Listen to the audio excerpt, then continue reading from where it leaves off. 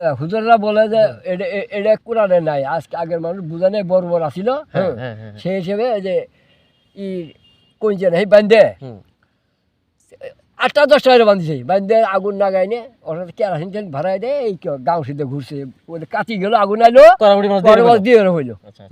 আর এই যুগে তার করেও না, করে না, তাই না? আলো ওর কাছে শুনি আর করে নাইলো সেরে সেরে।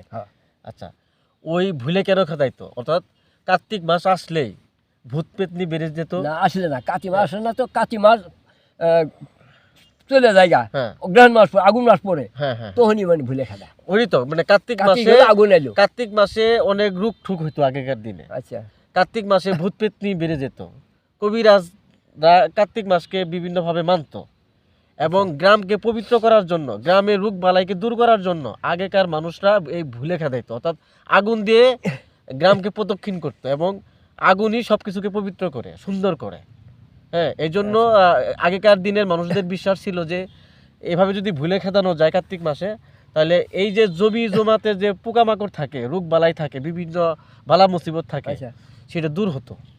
এই বিশ্বাস নিয়ে তারা আগেকার মানুষেরা ভুলে খেদাইতো। এটা কিন্তু হাজার বছরের সংস্কৃতি, অর্থাৎ হাজার হাজার বছর ধরে আমাদের এই সংস্কৃতির বিশ্বাসটি চলে আসছিল আমাদের গ্রামীণ সমাজে।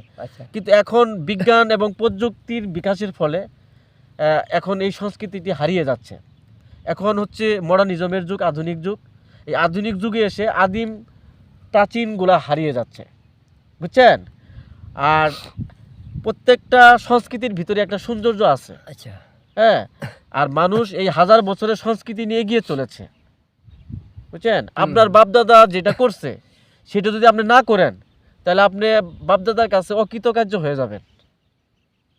কিন্তু এই কথাটা না, আমিও বলি যে আমার বাপ দাদা এটা করে গেছে, তাহলে আমি করবো না, কি করবো না? হ্যাঁ, এই কথাটা না, যে বাপ দাদা বুঝে নাই, ওরা হাদিস ঘাড়ে নাই, কোরআন ঘাড়ে নাই, আচ্ছা আচ্ছা, সেই হিসেবে ওরা করে গেছে।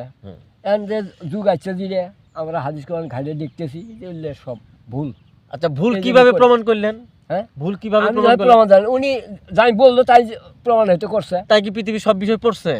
তা করাম না, তাই করাবেন না? তাহলে যাই এরা বই পড়ে আপনার কাছে কইলো যে বাপ দাদা যেটা করছে সেটা করা যাবো না, আপনি ওটি বিশ্বাস করবেন?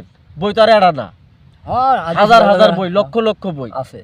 অর্থাৎ আপনি যদি কিয়ামত পর্যন্ত বই পড়েন, তাও বই পড়ে শেষ করে যাবেন না, তা শেষ করা যায় না। এটা আছে, এটা আর ওই হুজুরের কাছে শুনছি যে পৃথিবীর মধ্যে যতগুলি সাগর আছে, এই সাগরের পানি দিয়ে কালি বানাইতে হবে বা গাছপালা দিয়ে কলম বানানো লাগবো, শেষ হয়ে যাবো গা।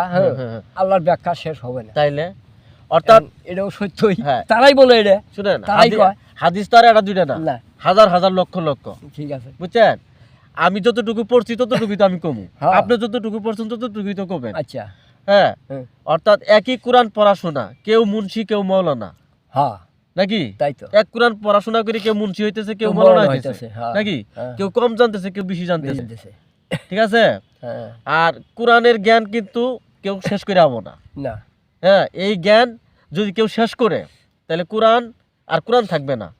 পৃথিবীর মধ্যে যতগুলি সাগর আছে, এই সাগরের পানি দিয়ে কালি বানাইতে হবে বা গাছপালা দিয়ে কলম বানানো লাগবো, শেষ হয়ে যাবো গা।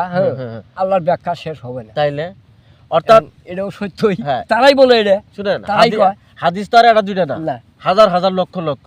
যারা আপনাদেরকে এইভাবে ধোঁকা দিতেছে, ফাঁকি দিতেছে, তারা কিন্তু ধরা খাবো, তারা ধরা খাবো।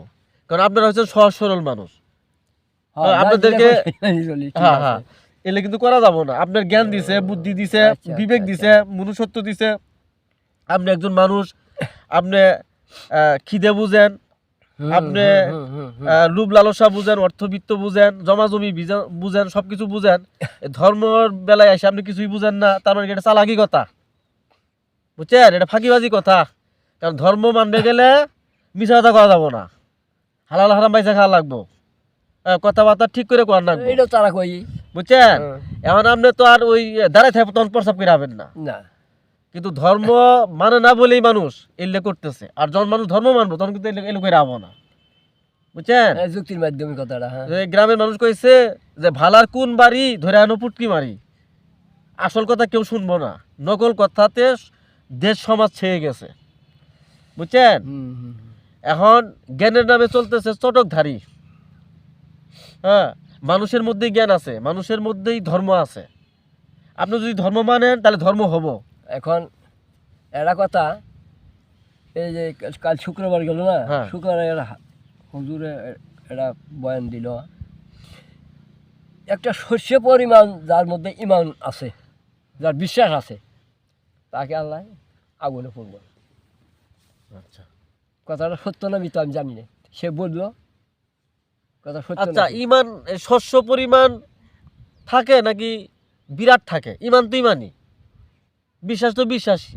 আমি আল্লাহকে বিশ্বাস করতেছি, নবীকে বিশ্বাস করতেছি, আচ্ছা, পরকালকে বিশ্বাস করতেছি, একদিন আমাকে আল্লাহর সামনে দাঁড়াইতে হবে, যদি আমি বিশ্বাসই করি তাহলে এই বিশ্বাসের ঘাটতি গুড়াই।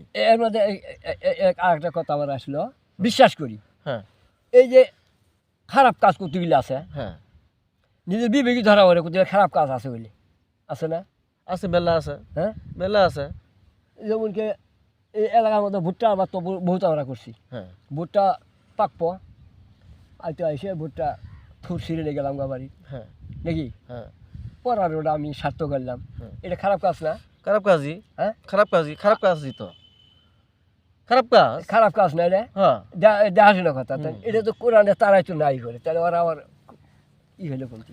আরে ভাই, কোরআনটা হচ্ছে মহাগ্রন্থ, এটা মানুষ কিয়ামত পর্যন্ত অধ্যয়ন করলে শেষ করে পাবো না, বুঝছেন? যারা কয় তারা গবেষণা করে কয় না, তারা যতটুকু পড়ছে ততটুকুর মধ্যেই কয়। কোরআনটা হচ্ছে একটা সমুদ্র, শেষ নেই। শেষ নাই। এটা কেমনে শেষ করবেন আপনি? হ্যাঁ, বুঝলাম।